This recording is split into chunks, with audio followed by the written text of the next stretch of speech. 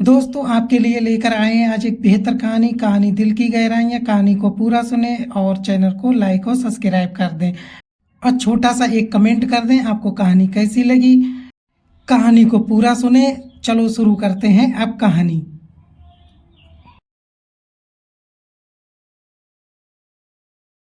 सन 1920 का उत्तर प्रदेश, बिंदकी गांव, जहां हरियाली भरे खेत, नदियों की लहरें और सामाजिक रूढ़ियां जीवन की कहानियां बुनती हैं। ये कहानी राधिका और श्याम के प्रेम की है, जो सामाजिक बंधनों, आर्थिक तंगी और परिवार की जिद के खिलाफ एक अनूठी मिसाल बनती है। ये कहानी न केवल प्रेम की जीत की गाथा है, बल्कि मानवीय भावनाओं, बलिदान और समाज सुधार की एक जीवंत तस्वीर भी प्रस्तुत करती है। बिंदकी गांव में सूरज की पहली किरणें खेतों पर पड़ रही थी। राधिका अपने पिता रामलाल के साथ खेतों में काम कर रही थी। उसकी साड़ी की लाल चुंदरी हवा में लहरा रही थी और उसकी आंखों में एक अनजानी चमक थी। राधिका एक साधारण किसान की बेटी, पढ़ने लिखने का शौक रखती थी, पर गरीबी ने उसके सपनों को पंख नहीं दिए। दूसरी ओर श्याम, गांव के पंडित विश्वनाथ का इकलौता बेटा, स्कूल में बच्चों को पढ़ाता था।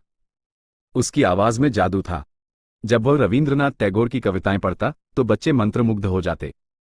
श्याम का दिल किताबों से ज्यादा प्रकृति और इंसानी रिश्तों की गहराइयों में डूबता था। एक दिन गांव के शिव मंदिर के पास नीम के पेड़ के नीचे राधिका और श्याम की नजरें टकराईं। राधिका मंदिर में माथा टेकने आई थी और श्याम अपनी किताबों के साथ वहां बैठा कुछ लिख रहा था।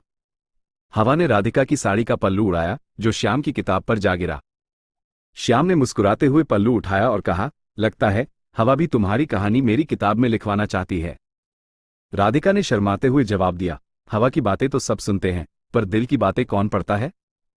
ये छोटी सी बात उनके बीच एक अनकहे रिश्ते की नींव रख गई। दिन बीतते गए और राधिका श्याम की मुलाकातें बढ़ने लगी। कभी नदी किनारे, कभी खेतों के बीच, कभी मंदिर के पीछे। श्याम राधिका को अपनी लिखी कविताएं सुनाता। उसकी एक कविता थी, तुम हो नदी, मैं किनारा हूं, दूर रहकर भी तुम्हारा हूं।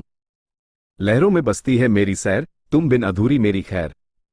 राधिका इन कविताओं को सुनकर मंत्रमुग्ध हो जाती।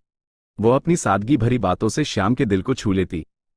श्याम को राधिका की आंखों में एक सपना दिखता, वो सपना जो गरीबी और सामाजिक रूढ़ियों से परे था।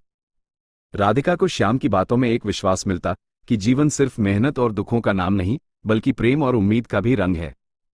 एक दिन नदी किनारे बैठे हुए राधिका ने श्याम से पूछा, पंडित जी, क्या प्रेम सचमुच इतना बलवान होता है कि दुनिया की हर दीवार तोड़ दे। श्याम ने गहरी सांस लेते हुए कहा, राधिका, प्रेम दीवारें नहीं तोड़ता, वो उन दीवारों के बीच से रास्ता बना देता है। पर प्रेम का ये रास्ता आसान नहीं था। राधिका के पिता रामलाल अपनी बेटी की शादी गांव के जमींदार ठाकुर प्रताप सिंह के बेटे रघुवीर से तय करना चाहते थे। रघुवीर एक शराबी और अहंकारी युवक था, जिसके पास दौलत थी, पर दिल में कोई कोमलता नहीं। रामलाल की आंखों में रघुवीर की दौलत चमकती थी, जो उनकी गरीबी को खत्म कर सकती थी। दूसरी ओर श्याम के पिता पंडित विश्वनाथ अपने बेटे को किसी धनी परिवार की लड़की से ब्याहना चाहते थे। उनकी आर्थिक तंगी ने उन्हें लालची बना दिया था। विश्वनाथ ने श्याम से कहा, बेटा, प्रेम से पेट नहीं भरता, हमें ऐसी बहू चाहिए जो हमारे घर को रोशन करे। राधिका और श्याम के प्रेम की भनक जब गांव में फैली तो तूफान खड़ा हो गया। गांव के कुछ लोग इसे पाप मानने लगे। ठाकुर प्रताप सिंह ने रामलाल को धमकाया, अगर तुम्हारी बेटी ने मेरे बेटे से शादी नहीं की तो तुम्हारा खेत और घर सब छीन लूंगा। रामलाल ने गुस्से में राधिका को घर में बंद कर दिया। उसे खाना पानी देना बंद कर दिया गया ताकि वो शादी के लिए हां कह दे। राधिका की मां सावित्री अपनी बेटी की हालत देखकर रो पड़ी। उन्होंने राधिका से कहा, बेटी, मैं तुम्हारे बाबूजी को समझाने की कोशिश करूंगी, पर तुम हिम्मत मत हारना। इधर श्याम को गांव के कुछ गुंडों ने पकड़ लिया। ठाकुर के इशारे पर उन्होंने श्याम को पीटा और धमकाया, राधिका से दूर रह, वरना तुझे जिंदा नहीं छोड़ेंगे। श्याम की हालत देखकर गांव के कुछ बच्चे रो पड़े, जो उसे अपना गुरुजी मानते थे। पर श्याम ने हार नहीं मानी। उसने राधिका के लिए एक पत्र लिखा, जो उसकी सहेली के जरिए राधिका तक पहुंचा। पत्र में लिखा था, राधिका, तुम मेरे दिल की वो धड़कन हो जिसके बिना मैं सांस भी नहीं ले सकता। अगर तुम्हें मुझसे दूर करना है तो पहले मेरी जान ले लो। मैं तुम्हारे लिए हर तूफान से लड़ूंगा। राधिका ने यह पत्र पढ़ा और उसकी आंखों में आंसुओं के साथ हिम्मत जागी। उसने अपनी मां से कहा, मां, मैं रघुवीर से शादी नहीं करूंगी। मेरा दिल श्याम के पास है और मैं उसी के साथ जीना चाहती हूं।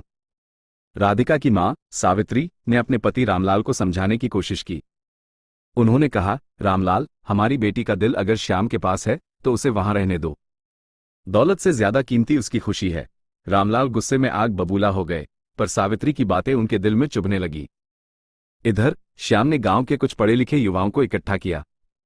उसने उन्हें बताया कि प्रेम कोई पाप नहीं बल्कि एक पवित्र एहसास है। उसने कहा, अगर हम अपने दिल की बात नहीं कह सकते तो हम इंसान क्यों कहलाते हैं? श्याम की बातों ने गांव के कुछ लोगों का दिल जीत लिया। गांव के स्कूल के मास्टर हरिप्रसाद और कुछ अन्य बुजुर्गों ने ठाकुर प्रताप सिंह से बात करने का फैसला किया। उन्होंने ठाकुर से कहा, ठाकुर साहब, प्रेम को दबाने से गांव की शांति भंग होगी।